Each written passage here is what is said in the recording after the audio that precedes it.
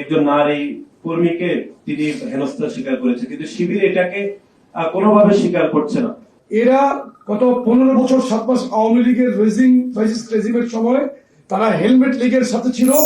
ওই শিবিরের যেই ছেলেটা ওখানে ওই ভদ্র মহিলাকে লাথি দিয়েছে, ওর নাম খুব সম্ভবত আকাশ চৌধুরী। আপনারা এটাই আপনাদের প্রতি অনুরোধ, শিবিরের এই দ্বিচারিতা এটাকে আপনারা আরেকটু ভালো মতো লিখবেন।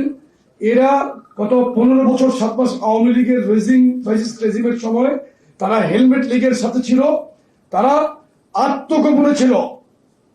আমি আরেকটু শক্তভাবে বলতে চাই, তাদের এই মুনাফিকি রাজনীতিকে বাংলাদেশের মানুষ প্রত্যাখ্যান করেছে। সেজন্যই তাদের মুরব্বী সংগঠন বাংলাদেশে কোনো নির্বাচন চায় না, কিন্তু নির্বাচনকে দিতেই হবে। মানুষের অধিকারকে ফিরিয়ে আনার জন্য আমরা আন্দোলন করেছি।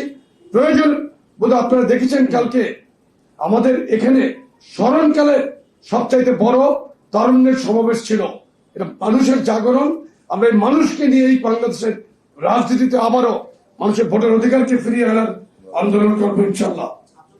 চট্টগ্রামে যে ঘটনা ঘটেছে, সেই ঘটনার পর থেকে সামাজিক যোগাযোগ মাধ্যম সহ সকল মাধ্যমে কিন্তু এটি প্রচার হচ্ছে যে শিবিরের একজন নেতা আকাশ চৌধুরী একজন নারী কর্মীকে তিনি হেনস্থার শিকার করেছে, কিন্তু শিবির এটাকে কোনোভাবে স্বীকার করছে না। বরং আমরা দেখেছি 5 তারিখের পর থেকে এই প্রথম আমরা দেখেছি রাজশাহী বিশ্ববিদ্যালয়ে যে একটি ছাত্র সংগঠন আরেকটি ছাত্র সংগঠনের উপর প্রকাশ্যে হামলার ঘটনা 5 তারিখে এই প্রথম আমরা দেখেছি।